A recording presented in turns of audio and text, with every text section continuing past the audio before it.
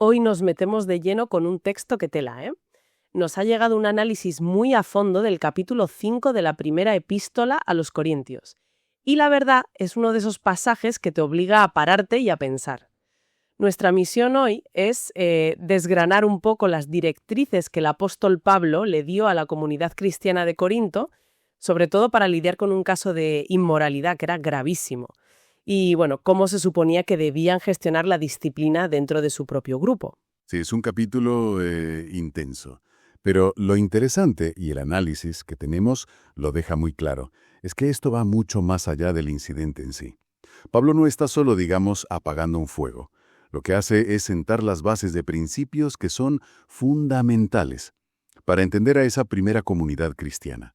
Quiero decir, qué significaba para ellos la pureza del grupo, qué responsabilidad tenían unos con otros y, algo muy complejo, cómo debían relacionarse con la gente de fuera, con el mundo. Claro. El texto que vamos a seguir, de hecho, lo aborda como un argumento en 3 fases. Primero, una reprimenda en toda regla. Después, una llamada a la pureza usando una metáfora muy potente. Y al final, una aclaración sobre de quién hay que apartarse y de quién no. Perfecto, pues vamos al lío. El punto de partida es, francamente, brutal. No hablamos de un pequeño error o un desliz, para nada. El texto describe un caso de incesto que, según el propio Pablo, era un escándalo incluso para los paganos de la época. Lo dice con todas las letras, uno tomando por mujer a su madrastra. Es una situación límite para empezar la conversación, ¿no? Desde luego. Y aquí viene lo que para mí es lo más desconcertante de todo, la reacción de la comunidad. Uno esperaría que se llevaran las manos a la cabeza, que hubiera un escándalo mayúsculo, pero no. El texto dice que estaban envanecidos, orgullosos. Espera, eso no tiene ningún sentido para mí. ¿Orgullosos de eso? Es que, a primera vista, es totalmente contraintuitivo. Pero el análisis que manejamos apunta a un fenómeno muy interesante que llama orgullo corporativo. No es que estuvieran orgullosos del pecado en sí, claro, sino que al parecer la propia imagen que tenían de sí mismos como comunidad era tan elevada, tan llena de una especie de autosatisfacción espiritual que les producía una ceguera total. ¿Una ceguera? Sí, una ceguera ante los problemas internos. Eran la Iglesia de Corinto, un grupo especial, y esa identidad de grupo, pues, eclipsaba la gravedad de las acciones individuales. Es un orgullo que, como una niebla, impide ver con claridad lo que tienes delante. Y probablemente los líderes estaban tan contagiados como el resto. O sea, que estaban tan centrados en su propia imagen de comunidad iluminada que ignoraban la corrupción que crecía dentro. Es una dinámica peligrosa. Entonces, ¿qué les propone Pablo como alternativa a ese orgullo? Pues les da la vuelta por completo. Les dice que en lugar de estar hinchados de orgullo, deberían haber sentido un profundo dolor. Deberían haber guardado luto, como si un miembro de la familia hubiera muerto. Vaya. ¿Esa es la reacción adecuada ante el pecado grave en la comunidad? El duelo. Un dolor que lleva a la acción, que en este caso era clara. Quitar de en medio de vosotros al que cometió tal acción.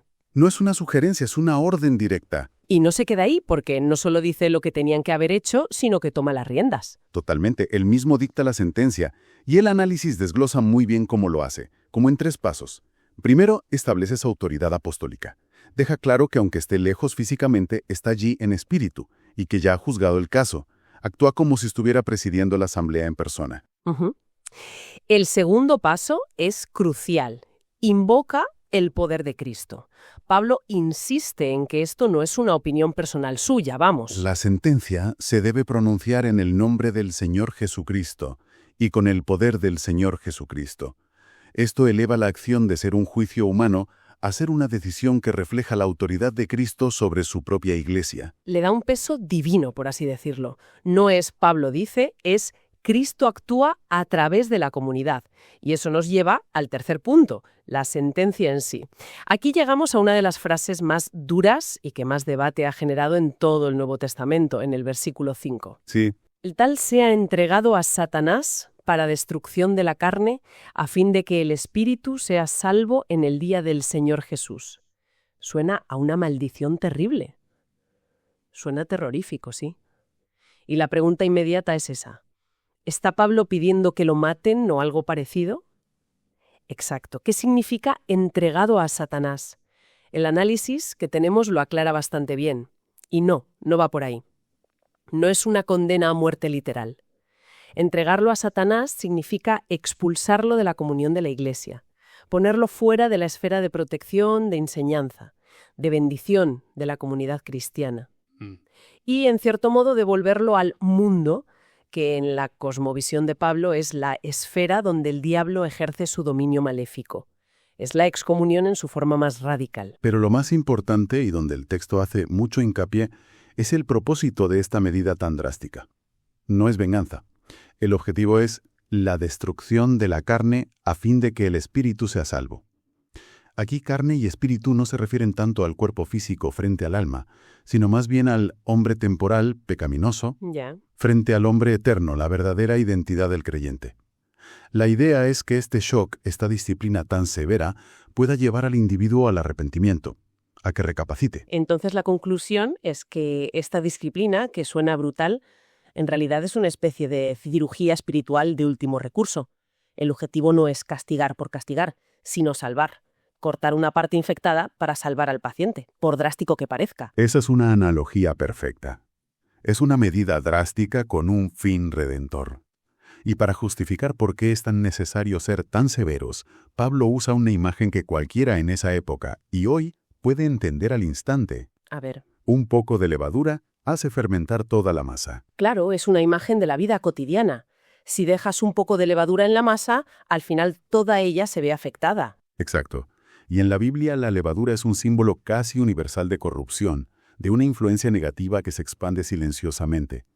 Lo que Pablo está diciendo es que un pecado grave y tolerado no es un asunto privado, es un agente contaminante.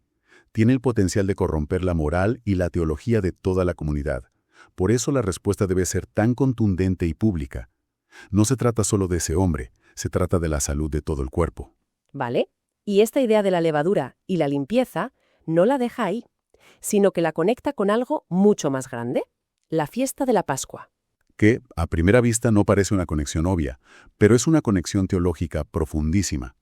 Pablo les dice: Limpiaos, pues, de la vieja levadura, para que seáis nueva masa. Su punto de partida es que, por su fe en Cristo, ellos ya son nueva masa.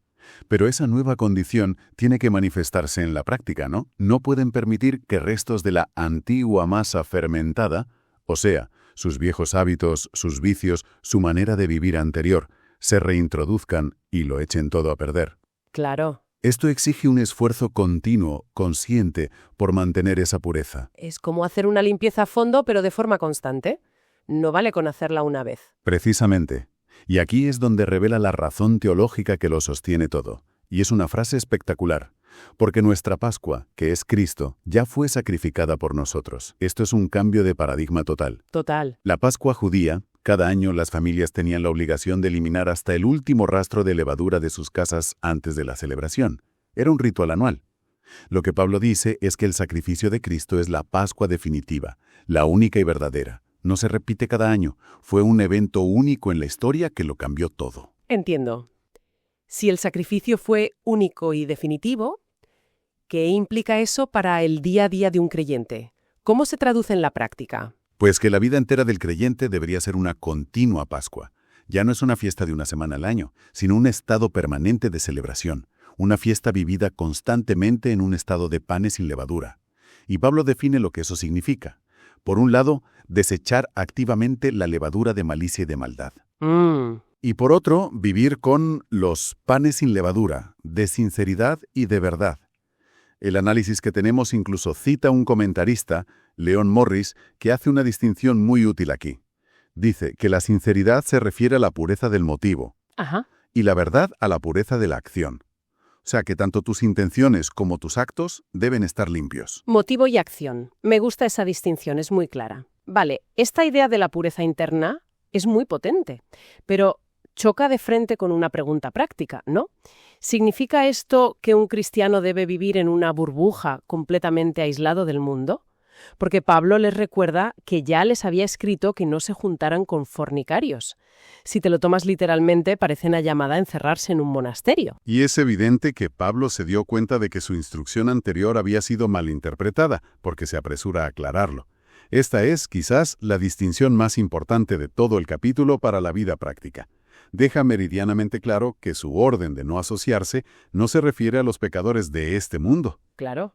La lógica que usa es irrefutable. Si tuvieran que evitar a toda la gente inmoral, avara u idólatra que hay en el mundo, dice, os sería necesario salir del mundo. Sería imposible vivir. Claro, sería totalmente inviable y además iría en contra de la idea de ser sal y luz en el mundo. No puedes influir en nadie si vives en una cueva. Exacto. El análisis recalca que Cristo no llamó a sus seguidores al aislamiento, sino al testimonio. La idea no es crear guetos puros, sino ser agentes de transformación precisamente en medio de una sociedad imperfecta. Por tanto, la orden de separación no puede referirse a la gente de fuera de la iglesia. Vale. Entonces, si la orden no es para los de fuera, ¿a quién se refiere exactamente? ¿De quién deben apartarse de una forma tan radical?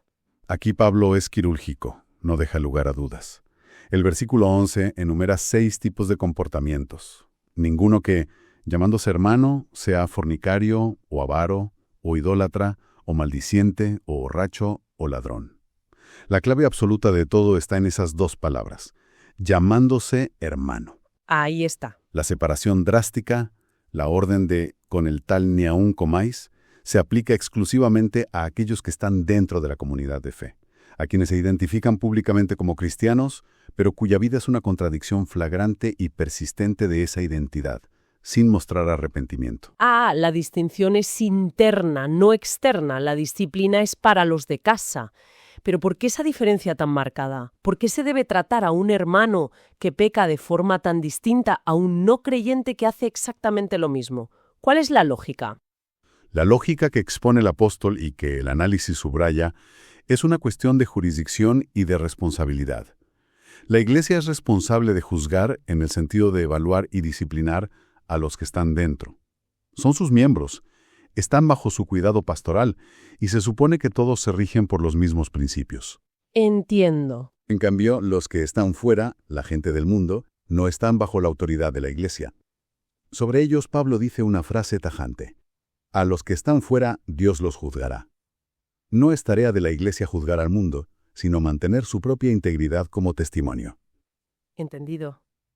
Es como decir, nosotros nos encargamos de mantener nuestra casa en orden, porque es nuestra responsabilidad. Lo que pasa en la casa del vecino no es de nuestra incumbencia juzgarlo. Esa es la idea. La Iglesia tiene el deber de reflejar el carácter de Cristo, y eso exige tomarse en serio el pecado dentro de sus propias filas. Por eso, el capítulo termina con esa orden final, que además es una cita del Antiguo Testamento, de la ley de Moisés. Quitad, pues, a ese perverso de entre vosotros. Cierra el círculo, volviendo al caso concreto con el que empezó, pero ahora con todo el razonamiento teológico detrás. Después de hacer todo este recorrido, me quedan un par de ideas muy claras. Por un lado, la tremenda seriedad con la que la Iglesia primitiva se tomaba el pecado interno. Y no parece que fuera por un afán puritano o por un placer en el juicio, sino por un deseo profundo de proteger la pureza de la comunidad y, en última instancia, de buscar la restauración de la persona que se había desviado. Exacto. Y por otro lado, esa distinción que hemos visto que es vital. La disciplina interna es estricta, pero la relación con el mundo exterior debe ser de interacción y testimonio, no de aislamiento. Has resumido perfectamente los 2 pilares del argumento, y el análisis que hemos usado nos deja con una nota final, una especie de advertencia que abre una puerta a la reflexión contemporánea. Menciona que, a lo largo de la historia, algunos grupos cristianos han llevado la idea de la separación un paso más allá, creando lo que se llama la segunda separación. La segunda separación. Sí. Esto consiste no solo en apartarse del pecador no arrepentido, como dice Pablo, sino también en apartarse de otros cristianos que, en su opinión, no son lo suficientemente estrictos y no se apartan de esa persona.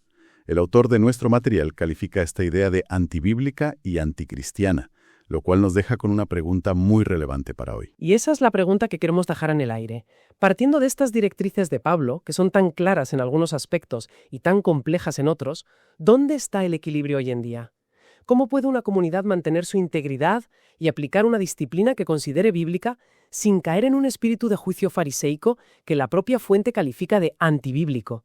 O, por decirlo de otra manera, ¿cómo se aplican estos principios de disciplina y separación en un contexto moderno sin acabar condenando o denigrando a otros creyentes que simplemente tienen una perspectiva diferente sobre con quién y cómo asociarse?